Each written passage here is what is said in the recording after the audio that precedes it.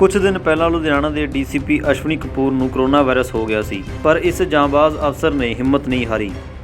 ਅਤੇ corona virus ਨਾਲ ਜੰਗ ਲੜ ਕੇ ਇਸ ਬਿਮਾਰੀ ਨੂੰ ਹਰਾਇਆ। ਠੀਕ ਹੋਣ ਪਿੱਛੋਂ ਡੀਸੀਪੀ ਅਸ਼ਵਨੀ ਕਪੂਰ ਨੇ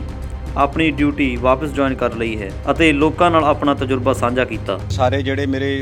ਕੋਲੀਗਸ ਹੈ ਜਾਂ ਸਬੋਰਡੀਨੇਟਸ ਹੈ ਜਾਂ ਹੋਰ ਜਨਰਲ ਪਬਲਿਕ ਹੈ, ਉਹ ਸਾਰਿਆਂ ਨੂੰ ਦੱਸਣਾ ਚਾਹਾਂਗਾ ਕਿ ਕੋਵਿਡ-19 ਦਾ ਜਿਹੜਾ ਪ੍ਰਕੋਪ ਹੈ ਬਹੁਤ ਜ਼ਿਆਦਾ ਜਿਵੇਂ ਦਿਨ ਬ ਦਿਨ ਵੱਧ ਰਿਹਾ ਹੈ ਔਰ ਪੀਕ ਆ ਰਹੀ ਹੈ,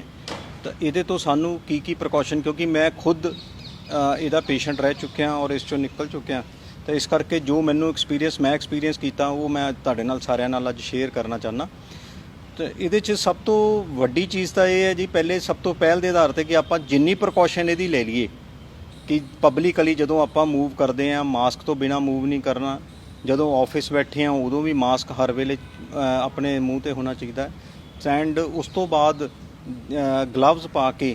ਕਿਉਂਕਿ ਸਰਫੇਸ ਦੇ ਉੱਤੇ ਵੀ ਕੰਟੈਮੀਨੇਸ਼ਨ ਹੁੰਦੀ ਹੈ, ਤਾਂ ਕਿਸੇ ਵੀ ਸਰਵਿਸ ਨੂੰ ਆਪਾਂ ਟੱਚ ਕਰਦੇ ਹਾਂ, ਜਿਵੇਂ ਸਾਡੀ ਜੌਬ ਪ੍ਰੋਫਾਈਲ ਹੈ, ਅਸੀਂ ਪਬਲਿਕ ਡੀਲਿੰਗ ਸਾਡੇ 'ਚ ਹੈ, ਅਸੀਂ ਪੇਪਰਸ ਵੀ ਟੱਚ ਕਰਨੇ ਹੈ ਪਬਲਿਕ ਦੇ, ਕਿਉਂਕਿ ਅਸੀਂ ਹੈਲਪ ਆਊਟ ਨਹੀਂ ਕਰ ਸਕਦੇ ਕਿ ਅਸੀਂ ਬਿਨਾਂ ਕੋਈ ਇਹੋ ਜਿਹਾ ਕੰਮ ਅਵੋਇਡ ਨਹੀਂ ਕਰ ਸਕਦੇ। ਤਾਂ ਇਸ ਕਰਕੇ ਪ੍ਰੀਕਾਸ਼ਨਸ ਜਿਹੜੀਆਂ ਅਟਮੋਸਟ ਪ੍ਰੀਕਾਸ਼ਨਸ ਲੈਣੀ ਚਾਹੀਦੀ ਹੈ। ਕਿਤੇ ਕਿਸੇ ਵਿਆਹ ਸ਼ਾਦੀ ਪਾਰਟੀ ਜਾਂ ਕੁਝ ਐਸੇ ਹੈ, ਉੱਥੇ ਵੀ ਸੋਸ਼ਲ ਡਿਸਟੈਂਸਿੰਗ ਟੋਟਲ ਮੇਨਟੇਨ ਹੋਣੀ ਚਾਹੀਦੀ ਹੈ ਔਰ ਕੋਸ਼ਿਸ਼ ਇਹ ਹੋਣੀ ਚਾਹੀਦੀ ਹੈ ਕਿ ਸਾਤਵਿਕ ਜਿਹਾ ਭੋਜਨ ਜਿਹੜਾ ਘਰ ਬਣੇ ਤੁਸੀਂ ਉਹੀ ਖਾਓ, ਔਰ ਜੇ ਅਗਰ ਕੋਈ ਜ਼ਿਆਦਾ ਮਜਬੂਰੀ ਨਹੀਂ ਹੈ ਤਾਂ ਕਿਉਂਕਿ ਬਾਹਰ ਕੋਈ ਨਾ ਕੋਈ ਕੰਟੈਮੀਨੇਸ਼ਨ ਹੈਗੀ ਹੈ ਜਾਂ ਪੈਕੇਜ ਫੂਡ ਲੈ ਲਓ ਜਾਂ ਕੁਝ ਲੈ ਲਓ, ਤਾਂ ਉਹ ਕੁਝ ਚੰਦ ਇੱਕ ਪ੍ਰੀਕਾਸ਼ਨਸ ਹੈਗੀਆਂ ਜਿਹੜੀਆਂ ਜ਼ਰੂਰੀ ਹੈ। ਤਾਂ ਜਿਵੇਂ ਜਿਹੜੇ ਮੇਰੇ ਨਾਲ ਹੋਇਆ, ਮੈਂ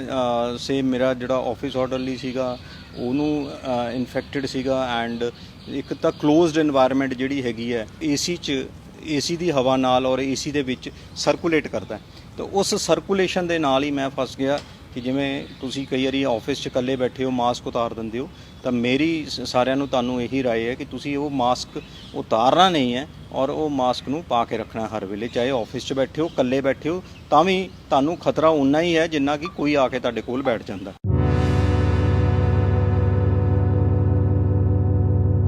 ਇਹਦਾ ਅਲੱਗ-ਅਲੱਗ ਬੋਡੀ ਤੇ ਅਲੱਗ-ਅਲੱਗ ਸਿੰਪਟਮਸ ਆਉਂਦੇ ਆ, ਕੋਈ ਇਹ ਨਹੀਂ ਕਹਿ ਸਕਦਾ ਜੀ ਕਿ ਇਹ, ਪਰ ਮੋਸਟ ਕਾਮਨ ਜਿਹੜੇ ਸਿੰਪਟਮਸ ਇਹਦੇ ਹੈਗੇ ਆ ਉਹ ਹੈਗਾ ਟੈਂਪਰੇਚਰ ਹੋਣਾ ਤੇ ਗਲੇ 'ਚ ਖਰਾਸ਼ ਹੋਣੀ ਜਾਂ ਗਲੇ 'ਚ ਇਰੀਟੇਸ਼ਨ ਹੋਣੀ। ਔਰ ਪਰ ਕਈ ਕੇਸਾਂ 'ਚ ਮੈਂ ਕਿਉਂਕਿ 2-3 ਦਿਨ ਹਸਪੀਟਲ ਵੀ ਰਹਿ ਕੇ ਆਇਆ, ਤਾਂ ਉੱਥੇ ਵੀ ਮੈਨੂੰ ਇਹ ਪਤਾ ਲੱਗਿਆ ਕਿ ਕਈ ਕੇਸਿਸ ਦੇ ਵਿੱਚ ਜਿਹੜਾ ਹੈਗਾ ਡਾਇਰੀਆ ਹੋ ਗਿਆ, ਕਿਸੇ ਨੂੰ ਹੈਡੇਕ ਹੋ ਗਿਆ ਐਂਡ ਤੋ ਜਿਹੜਾ ਮੇਰੇ ਨਾਲ ਪਰਸਨਲ ਐਕਸਪੀਰੀਅੰਸ ਹੋਇਆ ਉਹ ਇਹ ਹੋਇਆ ਕਿ ਮੇਰੀਆਂ ਬੋਡੀ ਏਕ ਹੋਈ, ਲੈਗਸ 'ਚ ਪੇਨ ਹੋਈ ਐਂਡ ਹਲਕੀ ਜੀ ਗਲੇ 'ਚ ਖਰਾਸ਼ ਸੀ ਔਰ ਕਫ ਜਿਹੜੀ ਸੀਗੀ ਡਰਾਈ ਕਫ ਹੁੰਦੀ ਰਹੀ। ਤਾਂ ਉਸ ਤੋਂ ਬਾਅਦ ਮੈਂ 2 ਦਿਨ ਵੇਟ ਕੀਤੀ, 2 ਦਿਨ ਮੈਡੀਕੇਸ਼ਨ ਜਿਹੜੀ ਐਂਟੀਬਾਇਓਟਿਕ ਵਗੈਰਾ ਵੈਸੇ ਡਾਕਟਰਸ ਤੋਂ ਲੈਂਦਾ ਰਿਹਾ। ਤਾਂ ਮੰਡੇ ਨੂੰ ਮੈਂ ਜਿਹੜਾ ਸੀਗਾ 22 ਜੂਨ ਨੂੰ ਮੈਂ ਟੈਸਟ ਕਰਾਇਆ, ਜਿਹਦੀ ਰਿਪੋਰਟ ਮੈਨੂੰ 25 ਜੂਨ ਨੂੰ ਮਿਲੀ, ਜਿਸ 'ਚ ਮੈਂ ਕਰੋਨਾ ਪੋਜ਼ਿਟਿਵ ਮੇਰਾ ਆ ਗਿਆ।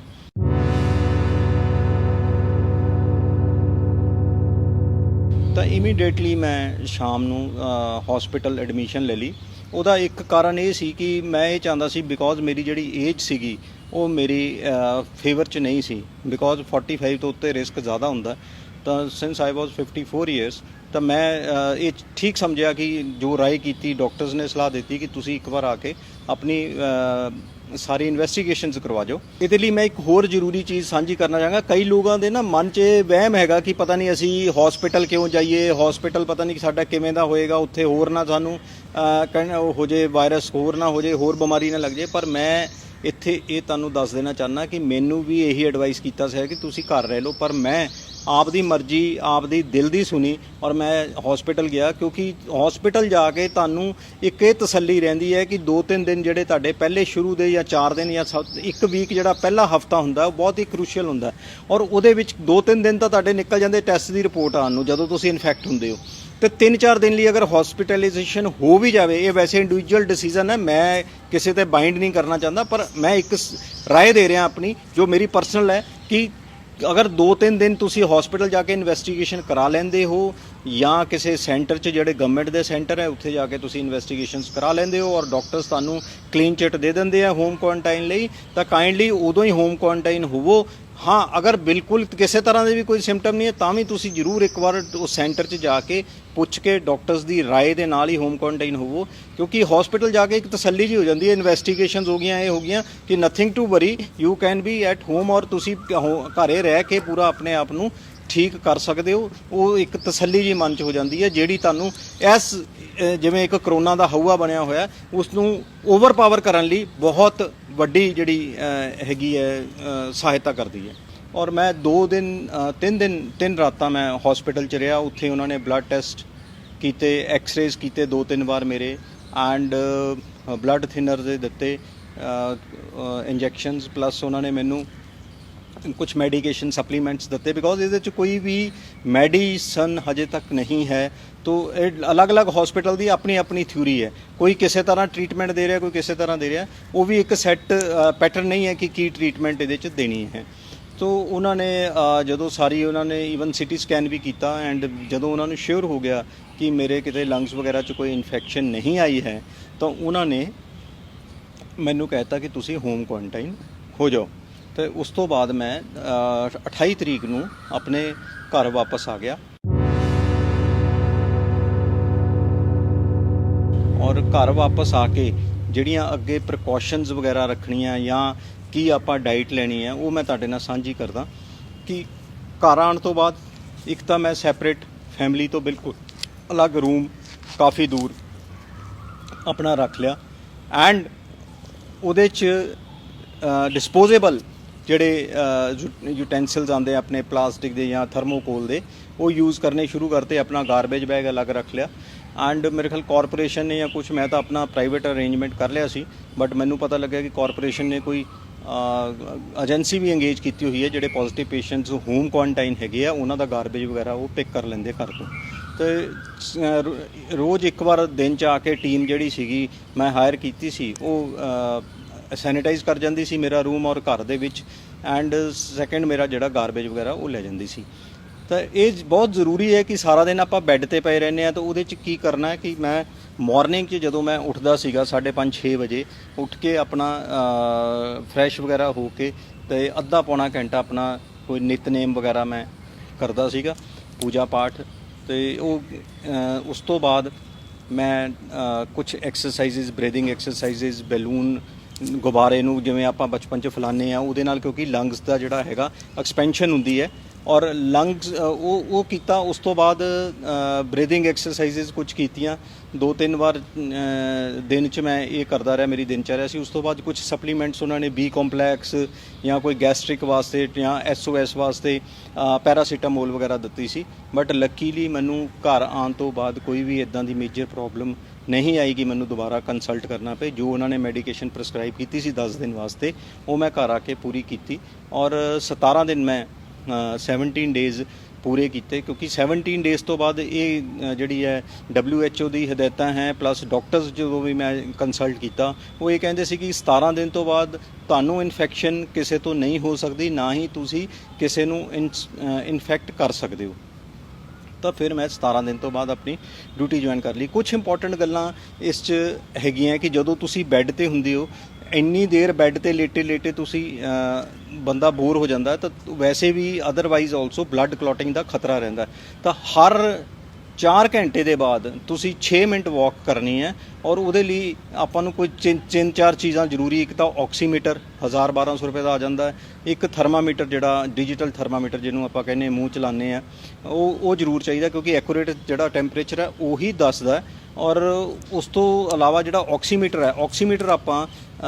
ਖਾਸ ਕਰਕੇ ਰਾਈਟ ਹੈਂਡ ਦੀ ਮਿਡਲ ਫਿੰਗਰ 'ਚ ਜੇ ਅਗਰ ਲਗਾ ਲਿਆ ਜਾਵੇ ਤਾਂ ਕਾਫੀ ਐਕੂਰੇਟ ਆਉਂਦੀ ਹੈ ਉਹਦੇ ਨਾਲ ਰੀਡਿੰਗ। ਉਹ ਲਗਾ ਕੇ ਤਾਂ ਤੁਸੀਂ ਅਗਰ 5-6 ਮਿੰਟ ਦੇ ਕਰੀਬ ਚੱਲਦੇ ਹੋ, ਔਰ ਤੁਹਾਨੂੰ ਉਸ ਤੋਂ ਪਤਾ ਲੱਗਣਾ ਚਾਹੀਦਾ ਕਿ ਤੁਹਾਡੇ ਲੰਗਸ ਦੀ ਹੈਲਥ ਕਿਵੇਂ ਹੈ, ਉਹ ਤੁਸੀਂ ਘਰ 'ਚ ਹੀ ਮੋਨੀਟਰ ਕਰ ਸਕਦੇ ਹੋ। ਅਗਰ ਉਹ ਆਕਸੀਜਨ 90 ਤੋਂ ਥੱਲੇ ਆ ਜਾਂਦੀ ਹੈ, that means you are to be hospitalize, ਤੁਹਾਨੂੰ ਹਸਪਤਾਲ ਜਾਣਾ ਹੈ ਔਰ ਡਾਕਟਰ ਨੂੰ ਕੰਸਲਟ ਕਰਨਾ ਹੈ। ਅਗਰ ਉਹ 92, 93, 94 ਤੱਕ ਰਹਿੰਦੀ ਹੈ ਤਾਂ ਇਹਦਾ ਮਤਲਬ ਕੋਈ ਨਹੀਂ, ਕਿਉਂਕਿ ਅਰਲੀ ਮਾਰਨਿੰਗ ਵੈਸੇ ਹੀ ਆਕਸੀਜਨ ਬਾਡੀ 'ਚ ਘੱਟ ਹੁੰਦੀ ਹੈ, ਤਾਂ ਉਹ ਦੈਟ ਇਜ਼ ਤੁਸੀਂ ਫਾਈਨ, ਉਹਦੇ 'ਚ ਘਬਰਾਉਣ ਦੀ ਲੋੜ ਨਹੀਂ ਹੈ। ਲੇਕਿਨ ਹਰ 4 ਘੰਟੇ ਬਾਅਦ ਤੁਸੀਂ ਜ਼ਰੂਰ ਉੱਠ ਕੇ 5-6 ਮਿੰਟ ਲਈ ਕਮਰੇ 'ਚ ਹੀ ਜਿੱਥੇ ਤੁਸੀਂ ਆਈਸੋਲੇਸ਼ਨ 'ਚ ਹੈਗੇ ਹੋ ਉੱਥੇ ਜ਼ਰੂਰ ਚੱਲਣਾ। ਡਾਈਟ ਦੇ ਬਾਰੇ ਮੈਂ ਕਹਾਂਗਾ ਅਨਨੈਸੈਸਰੀ ਬਹੁਤ ਜ਼ਿਆਦਾ, ਕਿਉਂਕਿ ਆਪਾਂ ਬੈੱਡ ਤੇ ਪਏ ਆ, ਐਕਸਰਸਾਈਜ਼ ਕੋਈ ਹੈ ਨਹੀਂ, ਇੰਨੀ ਜ਼ਿਆਦਾ ਡਾਈਟ ਵੀ ਨਹੀਂ ਲੈ ਲੈਣੀ। ਹਾਂ, ਹੈਲਦੀ ਡਾਈਟ ਲਓ, ਪ੍ਰੋਟੀਨ ਰਿਚ ਲਓ, ਕੁਛ ਇੱਕ ਆਪਣੇ ਫਰੂਟਸ ਮਿਕਸ ਕਰ ਲਓ,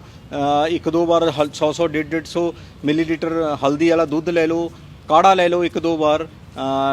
ਸਟੀਮ ਲੈ ਲਓ ਅਗਰ ਕੋਈ ਤੁਹਾਨੂੰ ਹੈਗੀ ਹੈ। ਉਹ ਇਹਦੇ 'ਚ ਕੁਛ ਇੱਕ ਚੀਜ਼ਾਂ ਹੈਗੀਆਂ, ਜਿਵੇਂ ਕੋਈ ਕਿਸੇ ਦਾ ਨੋਜ਼ ਬਲੌਕ ਹੋ ਜਾਂਦਾ, ਉਹਦੇ ਲਈ ਨੇਜ਼ਲ ਡ੍ਰੌਪਸ ਤੁਸੀਂ ਯੂਜ਼ ਕਰ ਸਕਦੇ ਹੋ। ਉਹ ਕੋਈ ਪੁੱਛਣ ਦੀ ਲੋੜ ਨਹੀਂ ਹੈ। ਕਫ ਅਗਰ ਰਹਿੰਦੀ ਹੈ ਜਾਂ ਇਰੀਟੇਸ਼ਨ ਰਹਿੰਦੀ ਹੈ, ਤੁਸੀਂ ਕੌਫਸਿਲ ਵਗੈਰਾ ਜਾਂ ਵਾਟਐਵਰ ਕੋਈ ਜਿਹੜੀਆਂ ਗੋਲੀਆਂ ਹੈਗੀਆਂ ਚੂਸਣ ਵਾਲੀਆਂ ਉਹ ਖਾ ਸਕਦੇ ਹੋ। ਹਾਂ, 3 ਵਾਰ ਤੁਸੀਂ ਇੱਕ ਲਿਮਸੀ ਪਲੱਸ ਆਉਂਦੀ ਹੈ ਜਾਂ ਲਿਮਸੀ ਦੀ ਵਿਟਾਮਿਨ ਸੀ ਦੀ ਟੇਬਲੇਟ ਹੈ, ਉਹ 3 ਵਾਰ ਜ਼ਰੂਰ ਦਿਨ 'ਚ ਲੈਣੀ ਹੈ, ਕਿਉਂਕਿ ਉਹਦੇ ਨਾਲ ਵਿਟਾਮਿਨ ਸੀ ਔਰ ਜਿਹੜਾ ਵੀ ਕੋਈ ਤੁਸੀਂ ਫਰੂਟ ਦੇਖਦੇ ਹੋ ਉਹਦੇ 'ਚ ਵੀ ਤੁਸੀਂ ਗਾਵਾ ਲੈ ਸਕਦੇ ਹੋ ਜਾਂ ਮੌਸਮੀ ਵਗੈਰਾ ਲੈ ਸਕਦੇ ਹੋ। ਵਿਟਾਮਿਨ ਸੀ ਰਿਚ ਜਿਹੜੇ ਹੈ, ਬਿਕੋਜ਼ ਉਹ ਤੁਹਾਡੀ ਰਿਕਵਰੀ 'ਚ ਕਾਫੀ ਹੈਲਪ ਕਰਦੇ ਹਨ। ਤਾਂ ਇਸ ਤੋਂ ਇਲਾਵਾ ਮੈਂ ਤਾਂ ਇਹੀ ਐਂਡ 'ਚ ਜਿੱਥੇ ਮੈਂ ਇਹਦੀ ਸਮਾਪਤੀ ਵੱਲ ਜਾਣਾ ਕਿ ਜਿੰਨਾ ਤੁਸੀਂ ਆਪਣਾ ਇਸ ਚੀਜ਼ ਤੋਂ ਬਚਾਅ ਕਰ ਸਕਦੇ ਹੋ, ਅਗਰ ਲੋੜ ਨਹੀਂ ਹੈ ਤਾਂ ਕਾਈਂਡਲੀ ਸਾਡੀ ਤਾਂ ਕਿਉਂਕਿ ਡਿਊਟੀ ਐਸੀ ਹੈ, ਅਸੀਂ ਪਬਲਿਕ ਦੀ ਸੇਵਾ ਕਰਨੀ ਹੈ, 24 ਘੰਟੇ ਬਾਹਰ ਹੈ। ਔਰ ਮੈਂ ਖਾਸ ਕਰਕੇ ਆਪਣੇ ਜਿਹੜੇ ਮੇਰੇ ਕੁਲੀਗਸ ਹੈਗੇ ਆ, ਪੁਲਿਸ ਆਫਸਰਸ ਹੈ, ਉਹਨਾਂ ਨੂੰ ਮੈਂ ਕਹਿਣਾ ਚਾਹੂੰਗਾ ਕਿ ਅਸੀਂ ਅੱਤਵਾਦ ਵੀ ਲੜਿਆ, ਹੰਡਾਇਆ, ਉਹਨੂੰ ਅਸੀਂ ਹਰਾਇਆ,